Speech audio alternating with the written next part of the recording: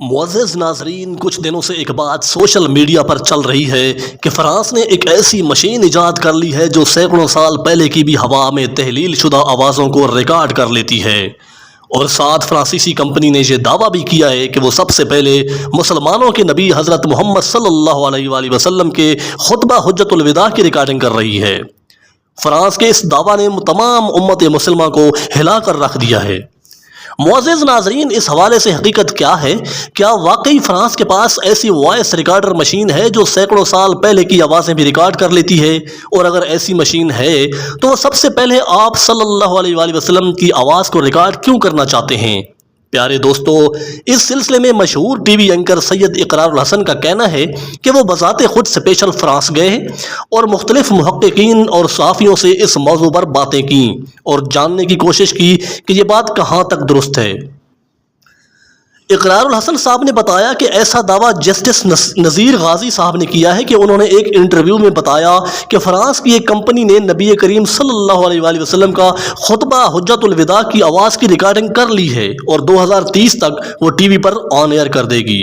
اور نذیر غازی نے مزید یہ بھی کہا ہے کہ جب وہ 1992 میں فرانس میں آئے تھے تو ان کی ملاقات ڈاکٹر حمید اللہ نامی آدمی سے ہوئی جو فرانس کے کسی تحقیقاتی ادارے سے وابستہ رہا ہے۔ چونکہ ڈاکٹر حمید اللہ نامی شخص کی 2002 میں امریکہ کی ریاست فلوریڈا میں ڈیتھ ہو گئی تھی، تو اس سے ظاہر ہوتا ہے کہ اگر کوئی ایسی بات ہوئی بھی ہے تو وہ 2002 سے پہلے ہوئی ہے۔ لیکن یہاں پر سوال پیدا یہ ہوتا ہے کہ اس بات نے اب سوشل میڈیا پر اب کیوں سر اٹھایا؟ میرے پیارے دوستو، جیسا کہ آپ جانتے ہیں کہ فرانس میں آئے روز حجاب پر پابندی، مسلمانوں کے مذہب کے خلاف سرگرمیاں زور پکڑتی رہتی ہیں، اور اس سے بھی کہیں آگے آپ صلی اللہ علیہ وآلہ وسلم کی شان میں گستاخیاں، یعنی آپ کے خاکے بنانا اور آپ صلی اللہ علیہ وسلم پر فلموں کے بنانے کا وہ سوچتے رہتے ہیں۔ تو ایسے ملک کی کسی کمپنی کو آپ صلی اللہ علیہ وآلہ وسلم کی آواز ریکارڈنگ کیوں کرنا ہے؟ ناظرین، فرانس کی مختلف کمپنیوں اور کچھ افراد نے جب کبھی بھی آپ صلی اللہ علیہ وسلم کی شان میں گستاخی کی تو دنیا بھر کے مسلمانوں نے اپنے مذہبی ولولے سے بھرپور احتجاج کیا۔ تو جان لیجئے کہ یہ بھی ایک فتنہ ہے، اور اس فتنہ نے بہت پہلے سر اٹھا بھی لینا تھا اگر مسلمان پہلی ناپاک سرگرمیوں کے خلاف احتجاج نہ کرتے اور فرانس کا بائیکاٹ نہ کرتے، تو شاید کوئی فرانسیسی کمپنی یہ فتنہ بھی برپا کر چکی ہوتی۔ معزز دوستو، ابھی تک ایسی کوئی مشین نہ بنائی گئی ہے اور نہ ہی آپ صلی اللہ علیہ وسلم کی کسی نے کوئی ریکارڈنگ کرنے کی کوشش کی۔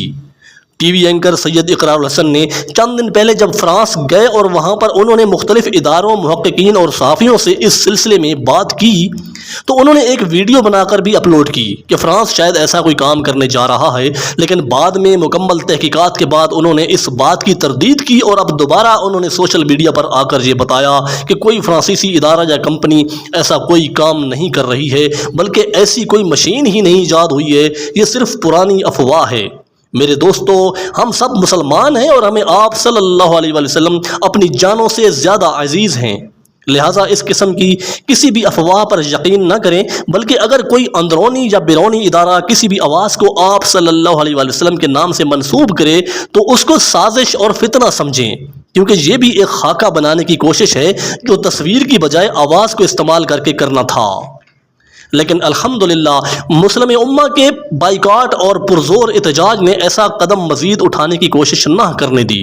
اس پیغام کے ساتھ ویڈیو کا اختتام کرتا ہوں کہ ہم اس نبی کریم صلی اللہ علیہ وآلہ وسلم کے امتی ہیں جنہوں نے سب کچھ ایک طرف رکھ کر اپنی امت کے لیے سجدہ ریز ہو کر روتے رہے، اور قیامت کے دن جب کسی کو بھی، حتیٰ کہ کسی نبی کو بھی کسی اور کا خیال نہ ہوگا اور نفسی نفسی کا عالم ہوگا، اس وقت ہمارے پیارے نبی کریم صلی اللہ علیہ وآلہ وسلم امتی امتی کر رہے ہوں گے۔ ایسے محبوب نبی کریم پر